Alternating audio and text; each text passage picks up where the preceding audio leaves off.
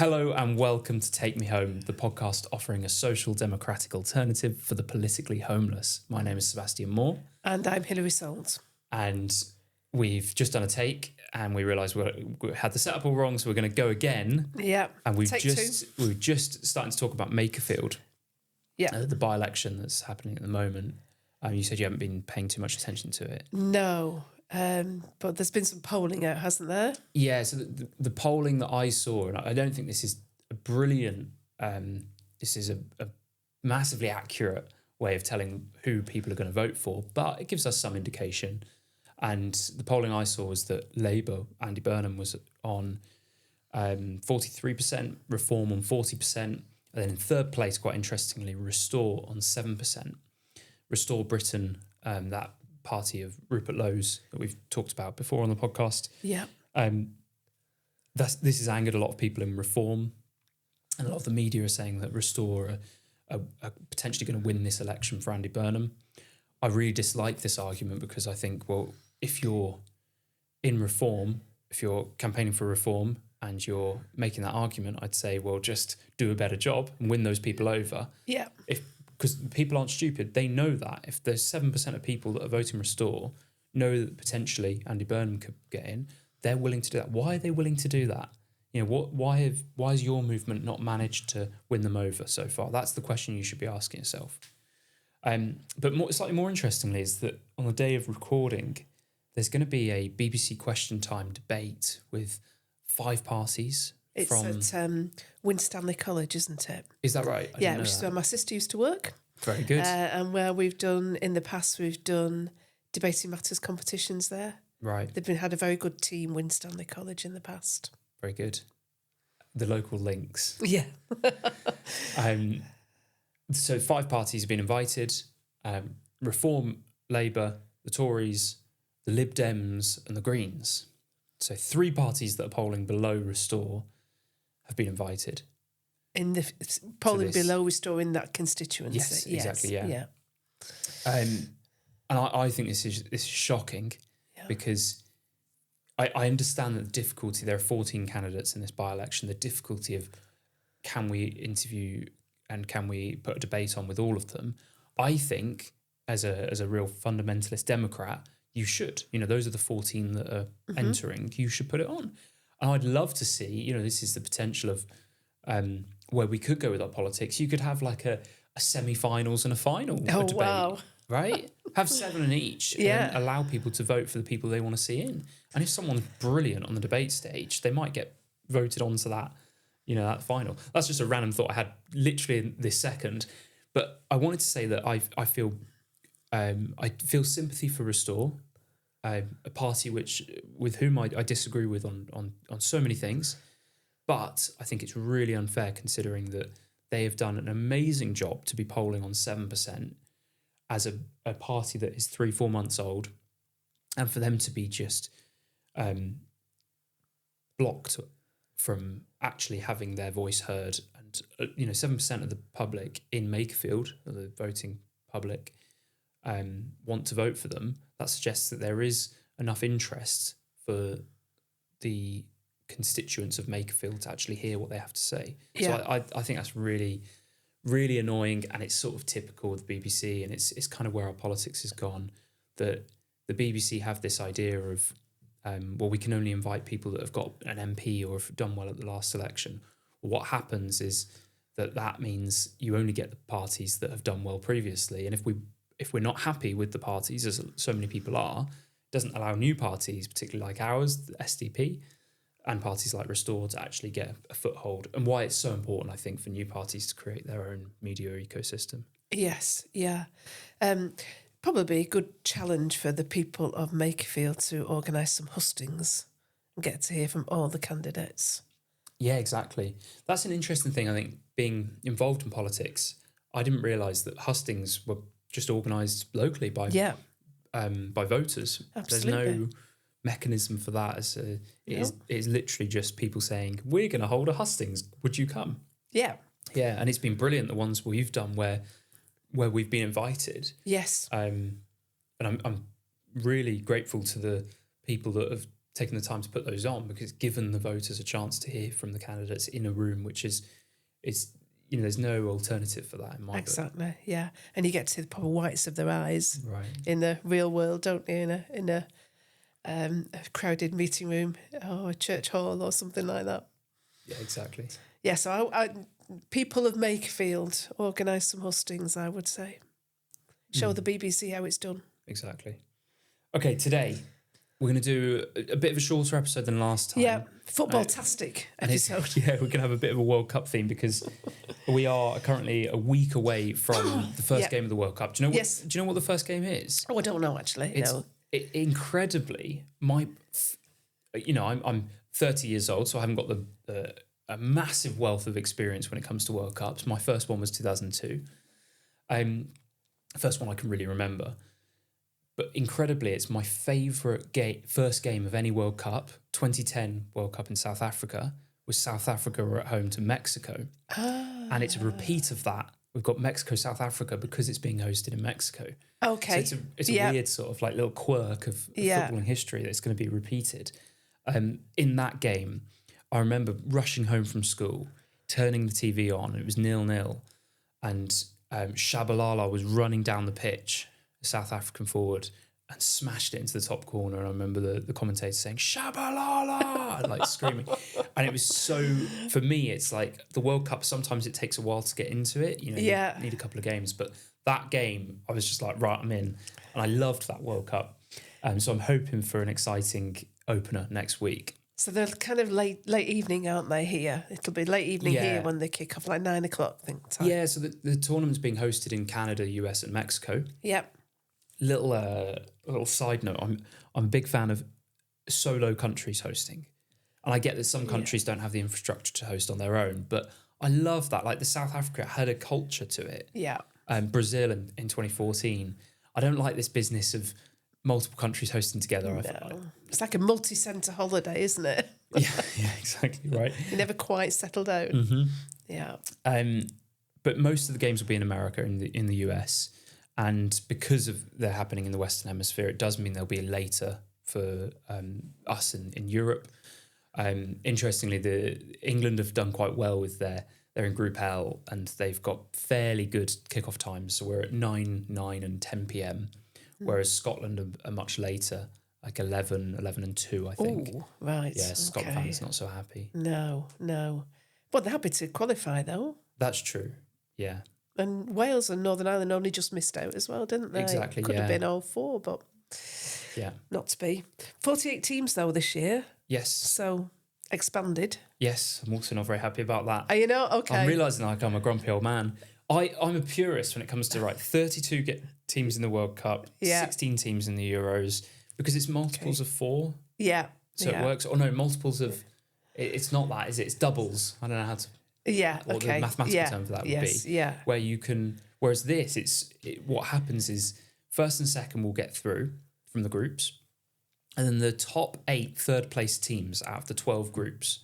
So out of the 48 teams, 32 of them are going to go to the last 32.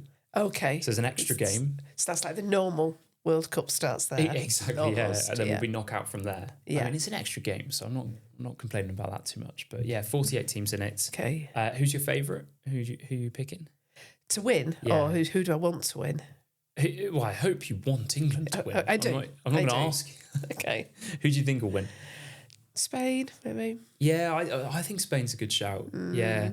I've realised I've forgotten my prop. It's over there. You see my World Cup bunting that I've ordered. Ah, well done. Yeah. Good. Yeah. I should have pulled it out. Yeah. But there's some interesting countries that have qualified this time.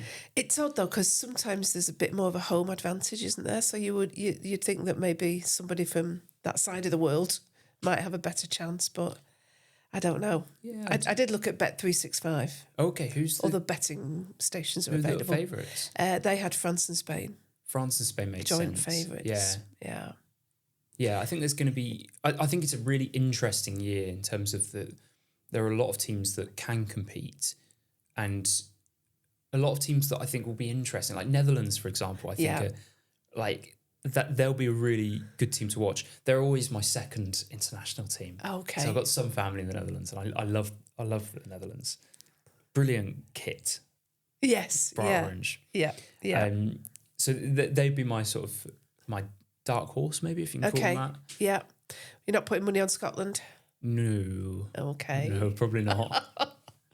Obviously, as United fans, will be watching Darren Fletcher's lad, who's in the Scottish team. Yeah, I think he was called up because Scottish player dropped out. Who was it that dropped out? Yeah, I can't remember. Got injured. Yeah. Big player. Who was it? Billy Gilmore, I think. Yeah. So that's an interest for us. Okay. I have to confess, I don't know huge amounts about the Scottish team other than that. What do you think about the England manager not being English? Again, bit of a purist. I think it has to be an English manager.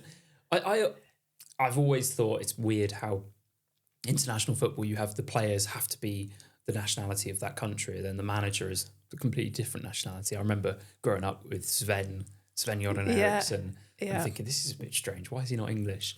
And I don't know why we've got so many good English managers. I mean, Eddie Howe would be an obvious one. Yeah. I met Eddie Howe because when he was Bournemouth manager, I used to do. We used to travel over there as part of my sport course at school, and I like Eddie Howe a lot. So I don't know why we went for a foreign manager, but listen, if Thomas Tuchel wins the World Cup for England, he's English in my book. Yeah. I wonder if he's done that. That test they have to do to become an English citizen. Right, life in the UK. Yeah, they should really make him do that, shouldn't they? They should, shouldn't they? At least. Yeah, explain to us what the Glorious Revolution was all about. Yeah. How many football pitches make up Wales? Yeah. Yes, so we're looking forward to it, obviously. Yeah, very much so, yeah. I think we mentioned before we started recording that there were free World Cup wall charts with some of the newspapers this weekend. Oh, yes. So don't forget to buy your indeed. And as we move away from paper and onto screens, I think the last couple of World Cups I've not had a wall chart, which is just criminal. But I'm intending to have one this year. Great. So there's some controversies. There are, and I just wanted to touch on a couple. So firstly, the boycotting. I didn't ask you if you're going to boycott the World Cup. I'm not. I think Alistair Campbell might be boycotting it. Oh, well, I don't think anybody will miss him. I think his version of boycotting was that he's not going to travel there and watch a game, which I think...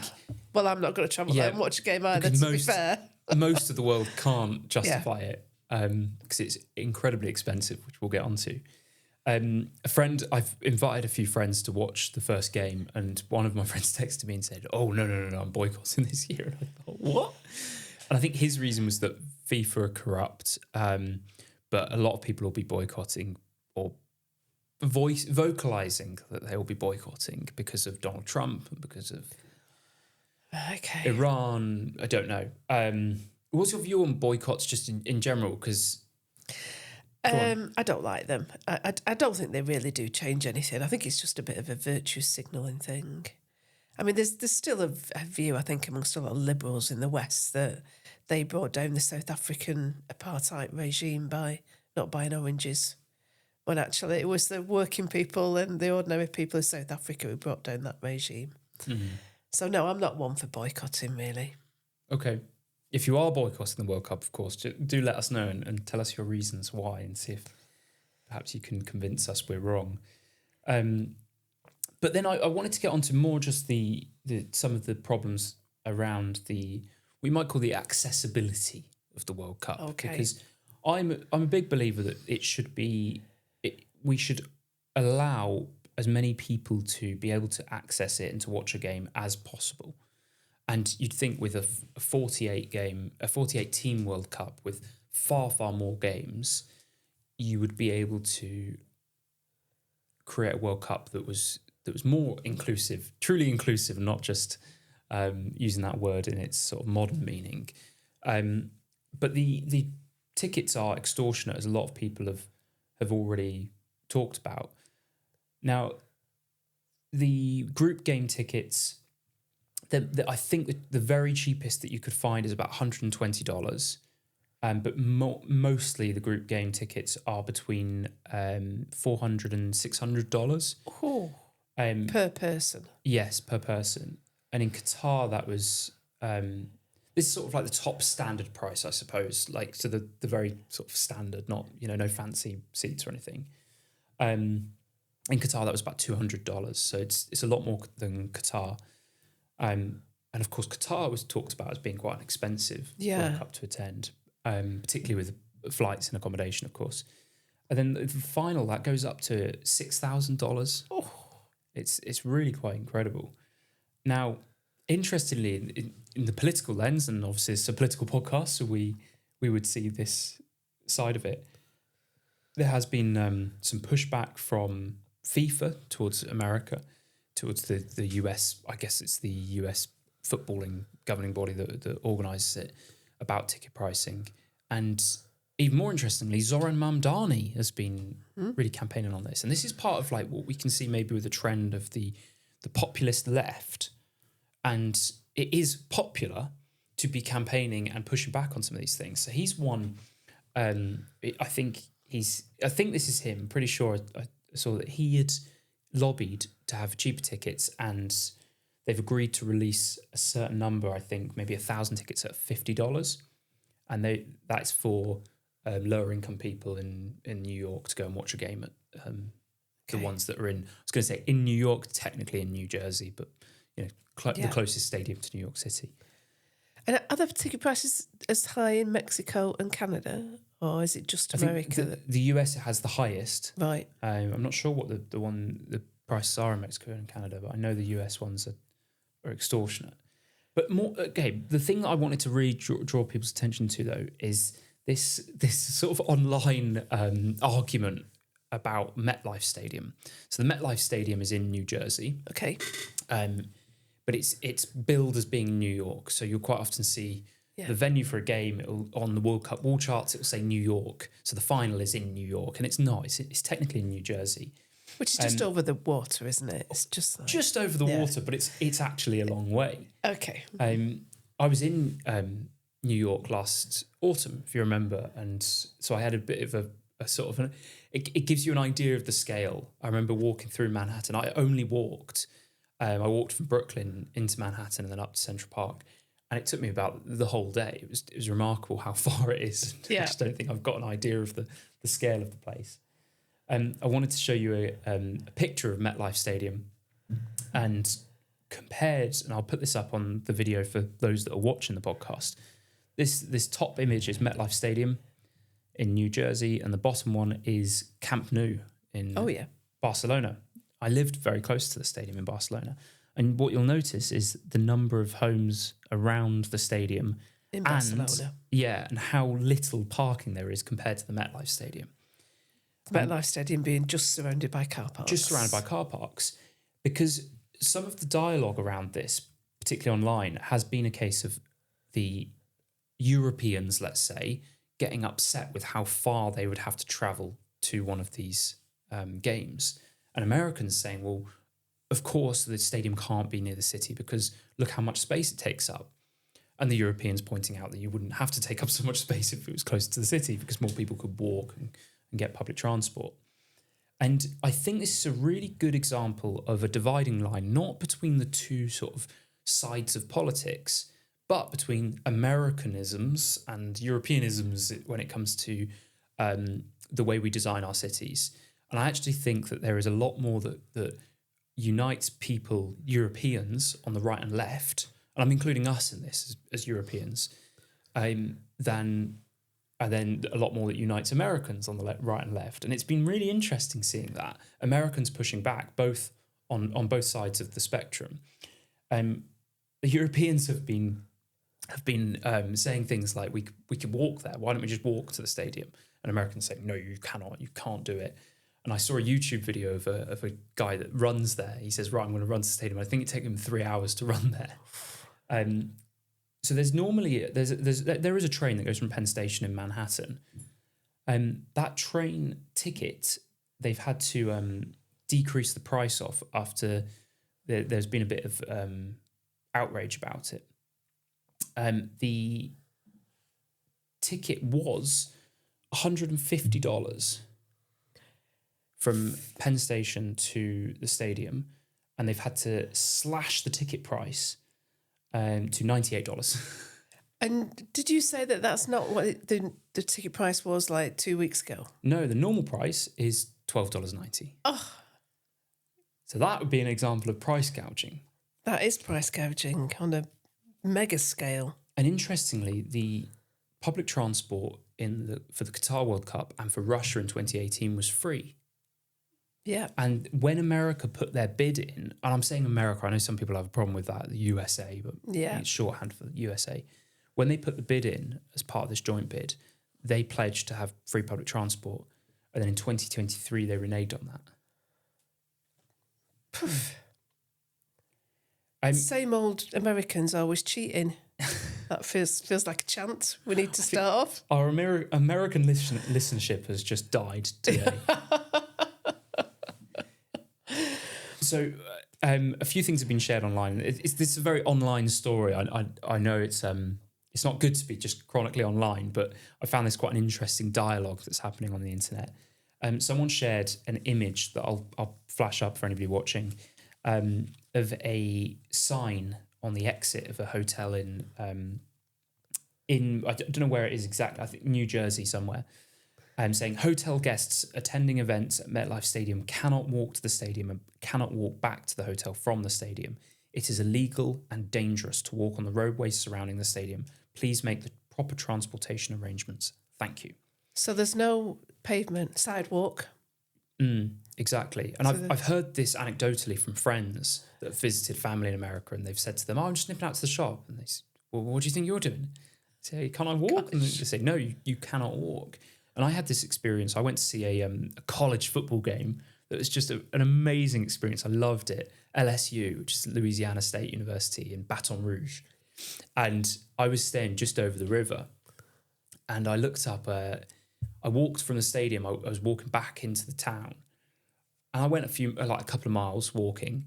And I thought, it's not far to go now. And it was a 6-minute drive on Google Maps. Okay. But walking wouldn't let you walk on Google Maps. So I'm thinking, this is a 6-minute drive, that's walkable. And I tried to get up onto the bridge and the police were there. And I said, can I not walk over the bridge? And they said, no. And they were shocked that I was asking them. You could tell they'd not been asked that before. It was like a sort of big motorway bridge. Yeah. And I thought, there's no footpath. And that's just that if a bridge had been built in Europe, there would be a footpath and Absolutely. there'd be a way of pedestrian access. Yeah. And so I had to order an Uber. And it cost me $25 to get that 6-minute drive across the river. And yeah, it speaks. It really goes against my spirit, my instincts for how we should be living and how we should be allowing people to travel how they wish and make it easier for them. Yes. And, I think that is especially true for rail and for pedestrians and for cyclists, because so often those things can become infringed with a country that is very car dependent, like America is. Yeah.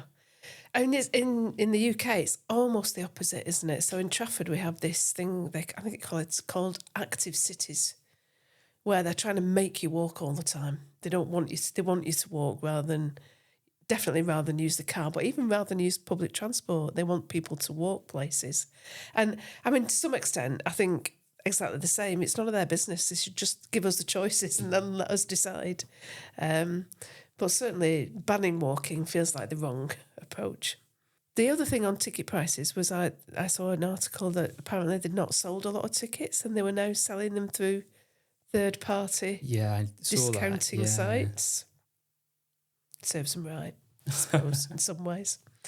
So I think this is something that, for me, when we talk about freedom within politics, we're often talking about, our civil liberties, our freedom of expression, our freedom of association. And I think the height of freedom is being able to leave your house and go where you want on foot, because it requires nothing. It's just as all of us are born, and when we're stopped from doing that, that feels like an infringement on my freedoms. And what's really interesting in America and seems counterintuitive is that for a country that is so obsessed with freedom in many ways, there are so many things which I think make you incredibly unfree. Yes. And the ability to cross a road without going across the traffic lights. I can believe that. And I was really aware of it. And it just feels so silly when you can just cross. There's no cars. You've got a space, but you're not allowed. And if a police officer sees you, they'll fine you for jaywalking. Yeah. And that's not over the whole country, but cities like New York. And I don't want to go down that route. And I know that like the culturally, if we're in Britain, we are poised kind of in between Europe and America. I know culturally, I will take Europe every single day of the week. Definitely, yeah. There was just one other thing was that this I found this TikTok. It's like Jeremy Clarkson on Top Gear, isn't it? It's like I've been online this week and I found this, but I found this TikTok of a lady with quite a big following, suggesting that it is Europeans thinking they can walk to MetLife Stadium is an example of white supremacy. Oh gosh. And I would play it, but I think we'd lose a few brain cells. But the argument is that it shows their supremacist way of thinking, Europeans, that they think they can do things, and Americans are telling them no, they can't because you're not allowed. And I just think, well, watch us. Yeah. Well, sadly, we won't get the chance to defy that requirement because we won't be there, will we? That's true. But we will be watching. We'll be watching, yes. And for many people, the place that they'll be watching will be... Will be where? The pub. The pub. Oh, Yeah. sorry, this is a segue into yours. It is. I apologise. Yeah. I'm caught up in the World Cup. I'm conscious we said it would be a short episode, so I'm I trying know. to stop you going down your TikTok rabbit hole, that's all. I promised to make it a short episode and then I just rambled for ages. Sorry. Yeah, it's okay. But you can't start me talking about the World Cup and expect me to be quick. So, because a lot of people, I think, will be watching the World Cup down the pub, and I think what's quite interesting these days is that I've noticed in a few pubs now there's lots more outdoor tellies. I don't know whether that's some kind of technical thing that's changed. Yeah, I think it is an advance in the technology. Yeah, but that's quite good, isn't it? Presumably, if it's sunny, it'd be nice to watch from outside. But the issue for many pubs is, of course, that they are struggling. So one good reason to go and watch the World Cup down the pub rather than go to America is that you will be supporting your local pub. I don't know if you noticed there was quite a bit of coverage in the press about Prince of Wales went to his pub in Peckham recently. And he said, I thought it was very weird. He said, oh, I grew up in pubs. Yeah. I thought, no, you didn't. You grew up in palaces. What's that about? I've just made a connection. That pub, was it the Prince of Peckham? Yes, I think it is, yeah. I was in that pub 6 months ago. Wow, well done. When I read the article, I hadn't connected the two, but yeah, okay. Yeah. So lots of pubs are struggling. Do you want to play business challenges bingo? Yes. So, oh no, what are all the things that are causing businesses to struggle and that might apply to pubs? This is like hustings all over again when you get put on the spot. National insurance. Correct. National insurance, increase in national insurance contributions. Minimum wage increase. Minimum wage increase, yeah. Is there a tax on alcohol? Yes. Alcohol tax? Correct, yeah. Yeah. Which actually hasn't gone up that much, but it is, it is one of the challenges for pubs. Energy bills. Energy bills, yes, well done. Particularly because, I don't know what your local pub is, but lots of pubs are relatively old buildings. Probably take quite a bit to heat. Yeah. But obviously, the cost of energy, cost of fuel obviously affects all your inputs as well because people have to bring stuff to you. So, in general inflation because of energy prices. Yeah, anything else? I can't think of anything else. Okay, so there's some things that perhaps a bit more relevant for pubs. Regulation or something. We'll come on to regulation. Okay. Business rates. Yeah, business rates. Yeah, so I don't know if you remember, but hospitality is one of the sectors where they had a reduced rate during COVID, and that was going to be phased out in January this year, but Rachel Reeves changed her mind and has continued some of the business rates relief. But, that is still a challenge for for pubs. Packaging regulations. So there are new packaging regulations that effectively require the originator of waste. Let's take glass bottles, for example. So the business that makes the drinks in glass bottles and ships it to the pubs, that has to follow back to the original makers now. It's new regulations on packaging. So you can't leave the waste problem with the local authority. The waste problem has to go back to the original producer of the goods. There's a 3-letter acronym for this, which I can't remember off the top of my head, but there are these new regulations on that coming out. A 3-letter acronym I can remember is EPCs. So these are the energy ratings that you probably got one on your washing machine and your house and things like that. There are new requirements on businesses to improve the level of power efficiency, energy efficiency of their buildings. And again, because pubs are often old and maybe sometimes listed buildings, making them subject to the new requirements on EPCs can be quite expensive. Changes in customer habits is another challenge. So you've probably heard this idea of preloading, that quite often people will have a few drinks at home before they go out. Yeah. I love the preloading. I know it's pre-drinking, but... Okay, yeah. Which means that there's a lower spend per customer when you get to the pub. So lots and lots of challenges facing pubs. Is that happening more now? Because I almost feel like there is a chance that it might be the other direction. My dad tells me of, when he was young, he'd go to the pub with his mates and they'd share a pint. Yeah. And I feel like nowadays people do seem to have more disposable income. They have less opportunity to get on the housing ladder, etc., but they have more ability to buy drinks in pubs. But the differential between having a drink at home and having a drink in the pub, I think, is wider than it ever has been. Yeah. One thing I've said in the past is that I'm all in favour of putting a tax on alcohol that's sold in the supermarkets and decreasing that which is sold in the pubs, because the pubs is the place you want people to be going and socialising and drinking, instead of buying alcohol at the supermarket and drinking at home. Agreed. So all those challenges facing pubs, I think there were, since January this year, over 500 pubs have announced their intention to close permanently. So, the kind of decimation of our public houses continues. Last year, one a day closed. So, they are a disappearing part of our high streets and communities. So I know it's a really dirty work, but I'm going to encourage everybody to actually spend a bit of time in the pub watching the football. What's the dirty work? The pub?